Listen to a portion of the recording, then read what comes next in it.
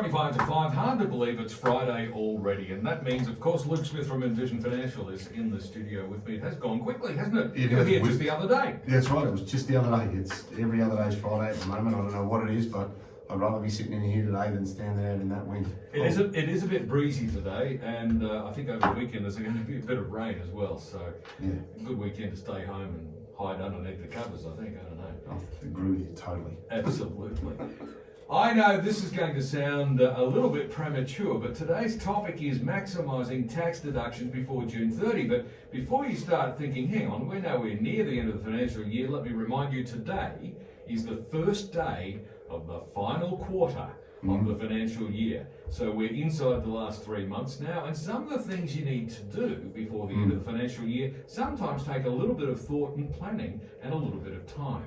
Yes, correct, exactly. And I think that's why, I thought it was a good opportunity to talk about this so that you can try and eliminate that panic and fear and the rushing of decisions leading into 30 June. So today we're sort of going to touch on things for people to consider when it comes to maximising your deductions. And there are a few ways that you can do that, and there's limited opportunities that you have depending on your individual situation. That's obviously what people need to consider.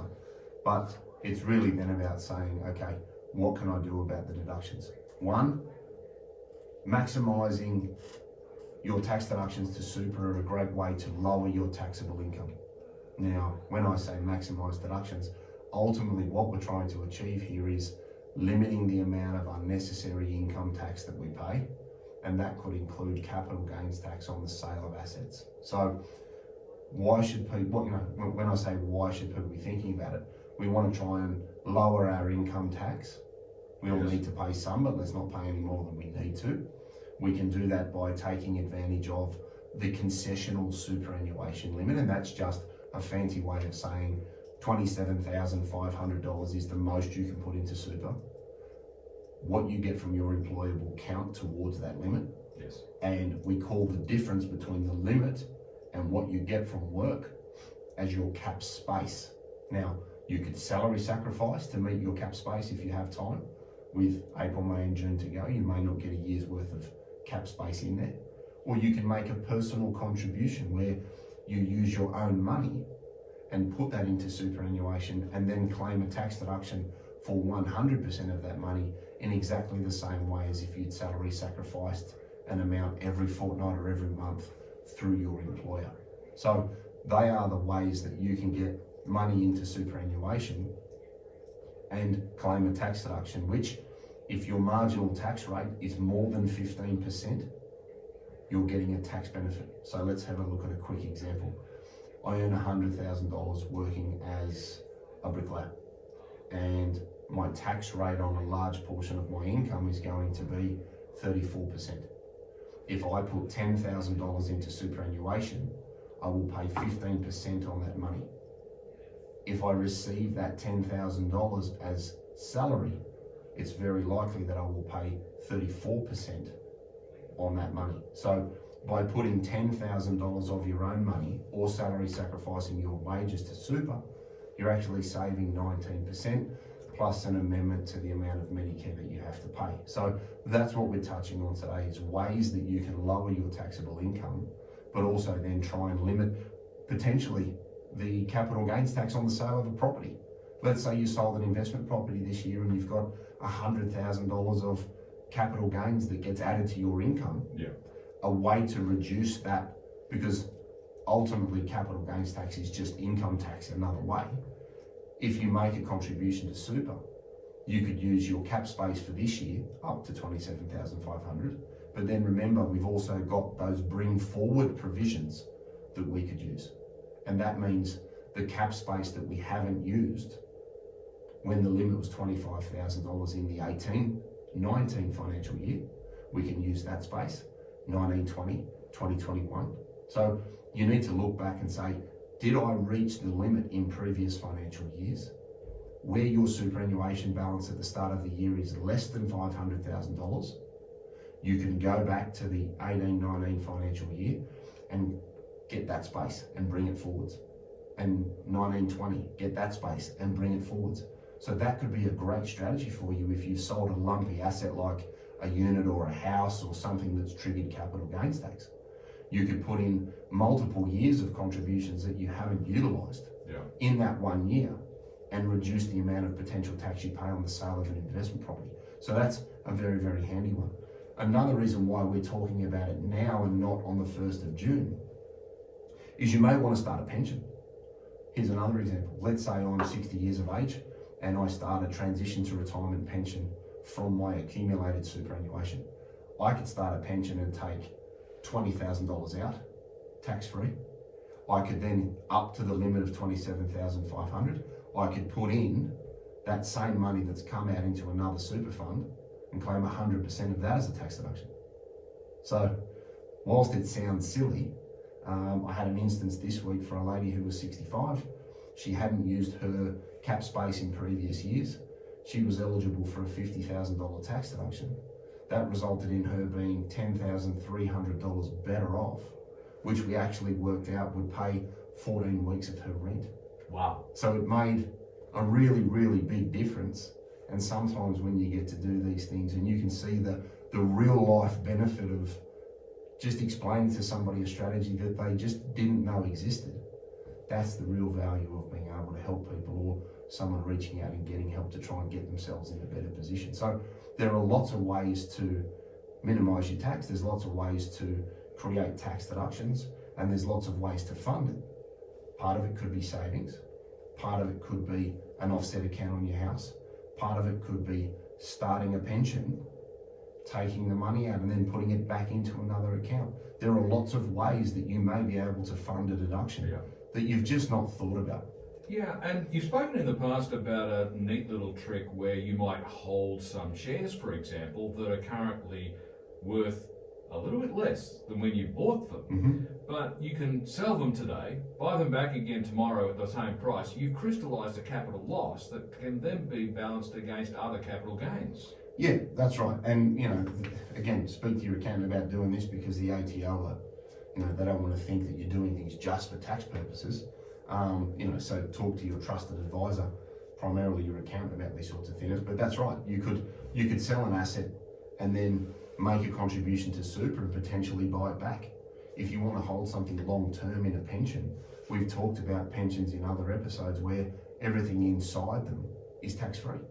So it's a great place to hold growth assets leading into retirement, because if you sell them in the future, there is no capital gains tax to pay, which is very advantageous. Another way of transferring money and getting a deduction is doing what we call an in-specie transfer. And that could be as simple as, I have 100 CBA shares and I want to transfer those 100 CBA shares into my super fund. Right. And you use that as the funding mechanism for your tax deduction. Okay. Again, the same limits apply. You've got certain caps, but the in-specie transfer just means transferring it in its current form.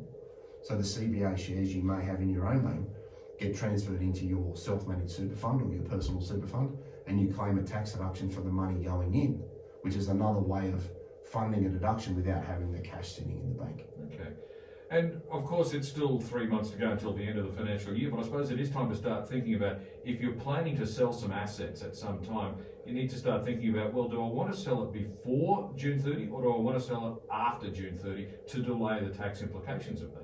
Exactly, and that's where, you know, talking about this now, 3 months out from the end of the financial year, is vital, because leaving it too late, if you sell a property and you don't settle in time, you may not have the money to then be able to make the super contribution to try and mitigate or reduce any potential tax payable. So, you know, that's exactly why we're talking about it today on the 1st of April, because some of these things take some time to get ready. Setting up a pension can take some time. Getting money into a super fund to start a pension can take some time.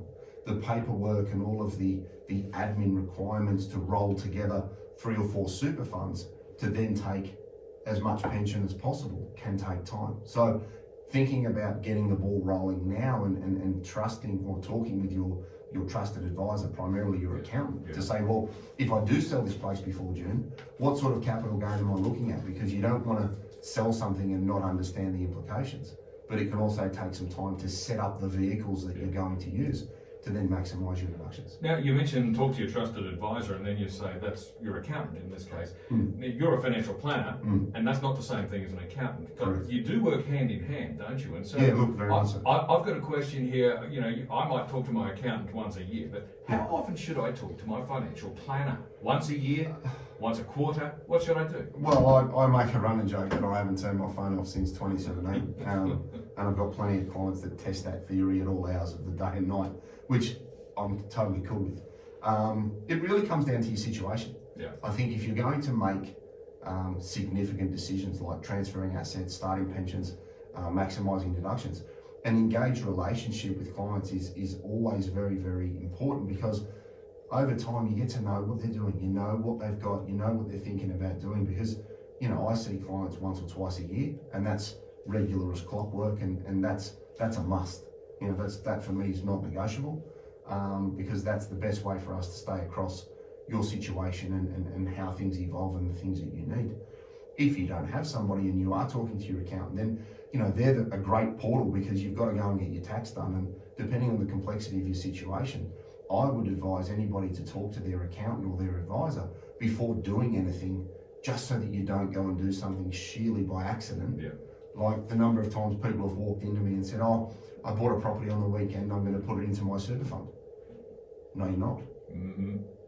Why didn't you come and ask me? I didn't realise. And the spiral of whoops, you know, ends in tears, and they're generally not mine. But I just make sure that you're aware of the decisions and the implications of your decision. If you're going to sell something, transfer something, buy something, too often I see people come in. Look, I love a young girl in this week, 23, and inherited some money, and came in and was proactively saying, right, I want to buy a property. Whose name do I buy it in? Do I use a structure? Tell me about depreciation. Tell me about stamp duty. Tell me about deductions. It was really nice to see a young person, you know, thinking ahead and really being engaged with what was going on. You know, and the young girl in question will probably really go places in the future, because she was asking all those right sorts of questions before doing something, not in the throes of doing it. So, you know, I think talk to your advisor prior to making any large decisions, and then you can make sure that you use the right structures and deductions that are available to you. Now, the other quick trick that some people like to employ as they approach the end of the financial year is they start to look at what might be coming up in the following financial year and ask themselves, is there anything there that I can pay ahead of time so I can get the deduction this year? Spot on, love it. And again, if you're going to retire at 30 June and this is your last full high paying income year, try and bring forward any deductions that you can. For the salaried employed, good ones are prepaying income protection, because your income protection premium is tax deductible. So that's deductible at your marginal tax rate. So that is far more tax efficient than holding a policy through superannuation, when you're only claiming a tax deduction at 15%, and you've probably got a far inferior contract or inclusions in your policy. So a retail income protection contract is far better, plus a much better deduction. So prepay that. Margin lending, borrowing costs for investments. So you can prepay margin loans and bring forward the interest cost in there. If you're self-employed, speak to your accountant about, you know, vehicles costs. What are we going to need for the next 12 months? And is there any sort of immediate deduction if we're going to buy something? So I'd be looking at that now, because going out and buying some tractors and trucks and whatever else that you need, they're not, you just don't pop out and do that on a Saturday, you know. So get it in train now and understand your position and your cash flow. And that's when I think an accountant adds really, really good value to engage clients on that front. On 2CC, it's 11 minutes to 5. Luke Smith from Envision Financial is with me. And today we're talking about maximising tax deductions before June 30. Yes, I know it's still a couple of months away, but now is the time to start planning ahead. We'll be back with more in a moment.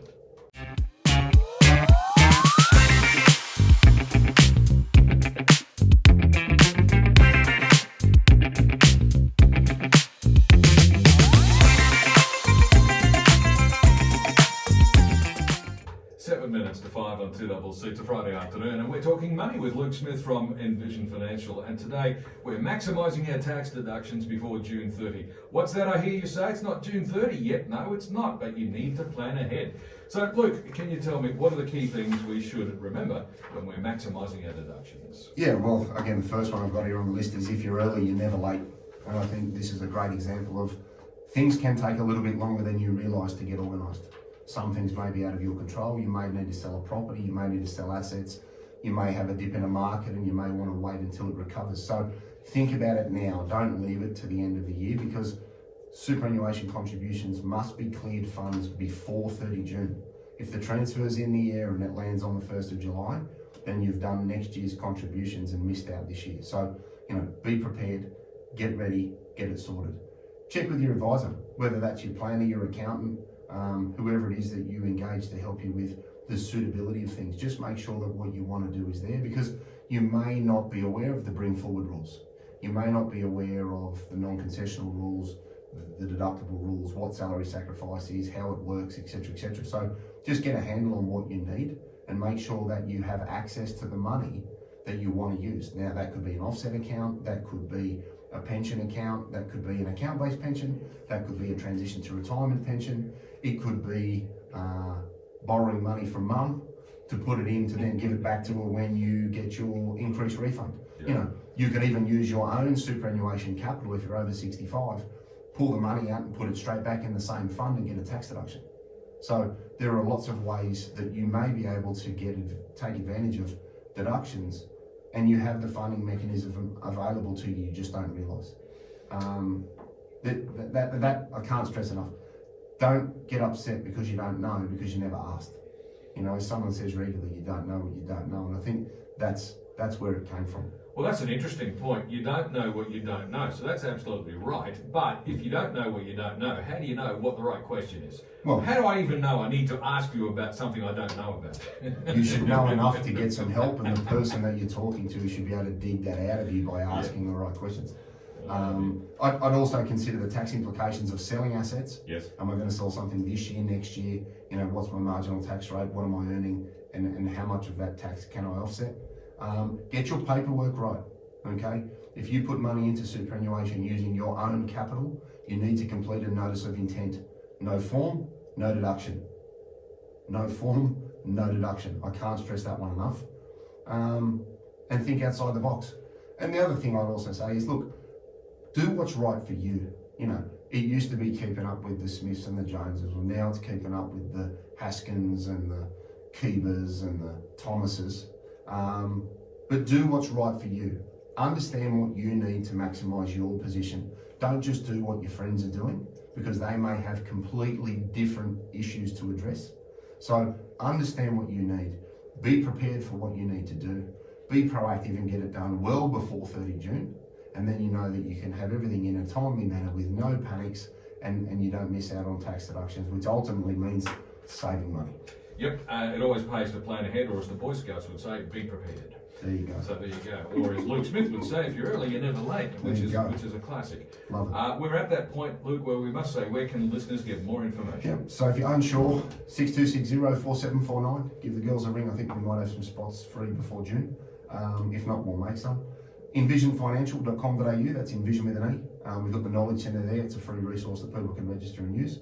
We've got the podcast, The Strategy Stacker, Luke Talks Money on iTunes and Spotify, and we've got the YouTube channel, Envision Financial Canberra, where you can see the show, watch it on your phone, pause it, key takeouts before and after the ad break, and you don't have to read anything, so that one is for me primarily. Yeah, you can just sit there in your lounge chair and watch it back on your phone or on your desktop or whatever the case might be. Love it. Thanks very much, Luke. See you next week. And we'll see you next Friday afternoon at about the same time, where Luke Smith from Envision Financial joins us once again to talk money right here on 2CC.